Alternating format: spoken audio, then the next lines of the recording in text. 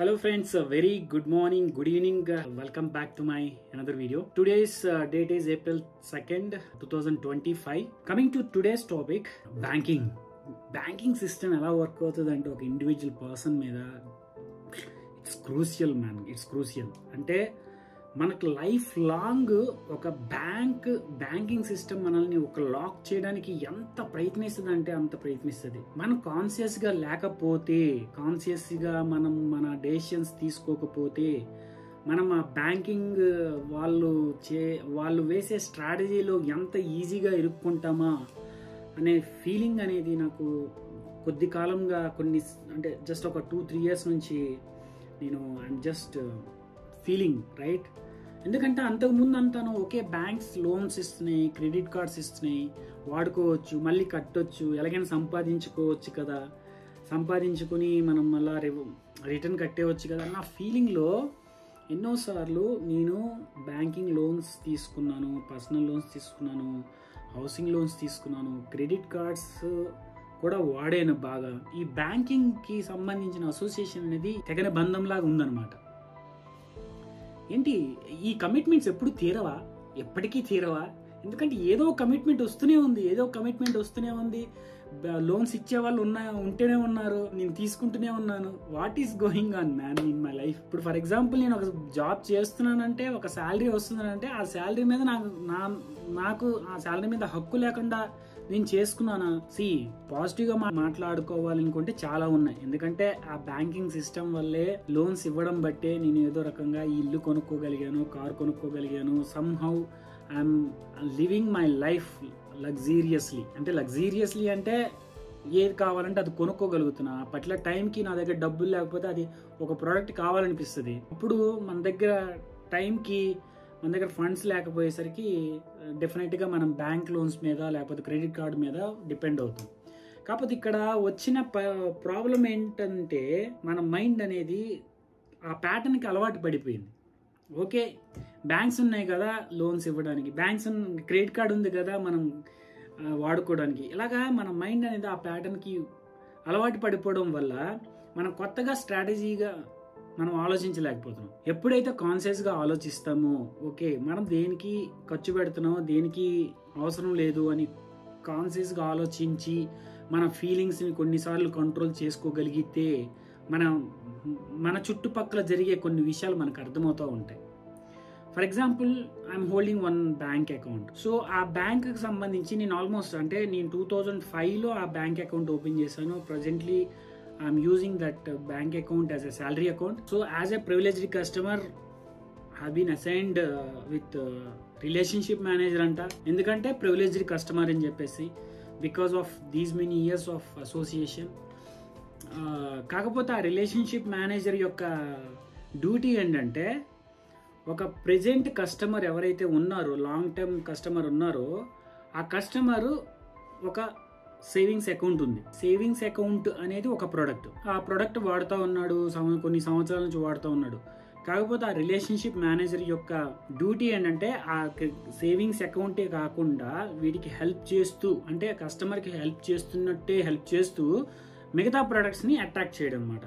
Sir మా దగ్గర gold loan interest తక్కువ ఉంది, పర్సనల్ లోన్ చాలా ఈజీగా వచ్చేస్తుంది సార్, మీకు చాలా అవసరాలు ఉంటాయి, మీకు ఏదైనా ల్యాండ్ కొనాలన్నా సరే ఇమీడియట్గా మీకు పర్సనల్ లోన్ చాలా రేట్ ఆఫ్ ఇంట్రెస్ట్ చాలా తక్కువ, ప్రాసెసింగ్ ఫీజు తక్కువ, ఇలా మాట్లాడి, లేదు అంటే credit card free, life time free credit card sir, మీరు డెఫినెట్గా అప్లై చేసుకోవాలి, ఇలాగా చెప్పి జనాల్ని, కస్టమర్ని అట్రాక్ట్ చేసి ఏదో ఒక ప్రోడక్ట్ని వాళ్ళకి తీసుకునే విధంగా చేస్తున్నారు అనమాట. So that is the job of relationship manager.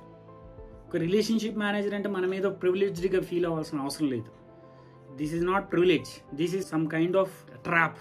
ఒక ట్రాప్లో ఉంచేసి ఓకే నీకంటూ ఒక ప్రివిలేజ్ లాగా ఇచ్చాము అన్న ఫీలింగ్ క్రియేట్ చేసి రెగ్యులర్గా నీకు కస్టమర్ రిలేషన్షిప్ మేనేజర్ అని చెప్పేసి రెగ్యులర్ కాల్ చేస్తూ ఉంటాడు, ప్రతి మంత్ కాల్ చేస్తూ ఉంటాడు. సంథింగ్ ఏదో చెప్పి మనకి ఏదో ప్రోడక్ట్ మనల్ని తీసుకునే విధంగా చేస్తారనమాట. డెడికేటెడ్ రిలేషన్షిప్ మేనేజర్ అని చెప్పేసి ఏదో అసైన్ చేస్తూ ఉంటారు బ్యాంకింగ్ సిస్టమ్స్.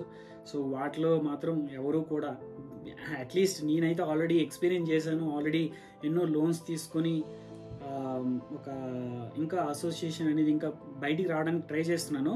ఇప్పుడు జాబ్ కెరియర్ స్టార్ట్ చేసిన యంగ్ జనరేషన్ ఎవరైతే ఉన్నారో ఇటువంటి బ్యాంక్ ట్రాప్స్లో కొద్దిగా పడకుండా మీరు కాన్షియస్గా ఇప్పటి నుంచే అలవాటు పడండి. మీ దగ్గర డబ్బులు ఉంటేనే మీరు ఏదైనా ప్రోడక్ట్ కానీ ఏదైనా ఇల్లు కానీ కొనుక్కోండి. సో మీకు కొంత శాలరీ వచ్చింది అంటే ఆ శాలరీని మ్యాక్సిమం ఒక 50% ఆఫ్ శాలరీ అనేది మీ సేవింగ్స్ చేసి తర్వాత ఆ సేవింగ్స్ అమౌంట్ తోనే మీరు ల్యాండ్ కొనడము, దానిలో ఇల్లు కట్టుకోవడము, ఏదో సంథింగ్ ఏదో చేయగలగాలి. ఒక బ్యాంక్ లోన్ తీసుకున్నాం అంటే దానికి ఒక స్ట్రాటజీ మనం ఉండాలి. ఓకే, బ్యాంక్ ఎంత లోన్ తీసుకుంటున్నాం, దీనికి ఎన్ని రోజుల్లో ఎన్ని సంవత్సరాల్లో మనం తీర్చగలము, మనకి ఎంత ఇంట్రెస్ట్ పడుతుంది, మనం ఎంత కడుతున్నాము. బ్యాంకింగ్ దగ్గర మనం లోన్ తీసుకుంటున్నప్పుడు మనం కంప్లీట్ లాస్లో ఉండకూడదు. యాక్చువల్గా మనము ఒకరి దగ్గర అమౌంట్ తీసుకుంటామంటే ఎంతో కొంత ఇంట్రెస్ట్ పే చేయాలి, that is for sure. Okay, అలాగే బ్యాంక్ దగ్గర మనం డబ్బులు తీసుకుంటాం, మనం ఇంట్రెస్ట్ పే చేయాలి. కానీ ఎన్ని సంవత్సరాలు పే చేయాలి, ఎంత పే చేయాలి, ఆ స్ట్రాటజీ అనేది మనం క్లియర్ కట్గా మనం తెలుసుకోగలిగి ముందే ఆ ప్లాన్ చేసుకోవాలి. ఓకే, బ్యాంక్ దగ్గర నుంచి ఇంత లోన్ తీసుకుంటున్నాను, ఇన్ని సంవత్సరాలు కంప్లీట్ చేస్తాను, డెఫినెట్గా ఒక స్ట్రాటజీ పెట్టుకొని దాన్ని క్లోజ్ చేయగలగాలి. అంటే ఏదైనా ఒక ఇల్లు కొనుక్కోవాలంటే అఫ్ కోర్స్ మన దగ్గర 50 lakhs 60 lakhs బల్క్ అమౌంట్ అయితే ఉండదు కదా. బ్యాంక్స్ మీద డిపెండ్ అవ్వాలి, లేకపోతే థర్డ్ పార్టీ మీద డిపెండ్ అవ్వాలి. బ్యాంక్స్ అయితే ఈజీ ప్రాసెస్. బ్యాంక్ అయితే వాళ్ళు మన శాలరీ చూసో లేకపోతే మన స్టేటస్ చూసో ఇస్తారు, డాక్యుమెంటేషన్ అంతా ప్రాపర్గా ఉంటుంది. అండ్ వాళ్ళు కూడా మనం కొనే ల్యాండ్ కానీ ప్రాపర్టీ కానీ వాళ్ళు చెక్ చేస్తారు, ఎటువంటి ల్యాండ్ కొంటున్నారు.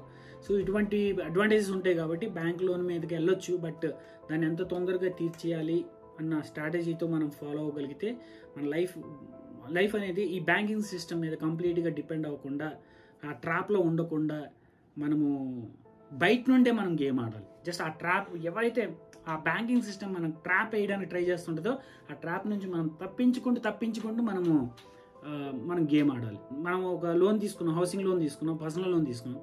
ఇది కాకుండా మళ్ళీ సార్ మీరు ప్రతి ఈఎంఐ బాగా కడుతున్నారు, you have been assigned with dedicated representative manager అని చెప్పేసి ఒక ప్రివిలేజ్ లాగా సమ్ ఫీలింగ్ క్రియేట్ చేసి కొన్ని ప్రొడక్ట్స్ యాడ్ చేస్తూ మనకి అట్రాక్ట్ చేయడానికి ట్రాప్లో వేయడానికి ట్రై చేస్తూ ఉంటారు. సో ఇవన్నీ కొద్దిగా జాగ్రత్తగా ఆలోచించి లైఫ్ అనేది కంప్లీట్గా ఫైనాన్షియల్ మీద డిపెండ్ అయిపోయి దాని గురించి ఆలోచించకుండా ఉండకుండా, ఓకే, లైఫ్ అనేది చాలా ఉందన్నమాట. మన ఎనర్జీ అనేది కంప్లీట్గా ఫైనాన్స్ గురించి ఎక్కువ ఆలోచించి పెట్టకుండా మనకి చాలా ఉన్నాయి చేయవలసినవి. సో డబ్బులు సంపాదించుకోవాలి, అట్ ది సేమ్ టైం మన లైఫ్ని మనం బతకగలగాలి.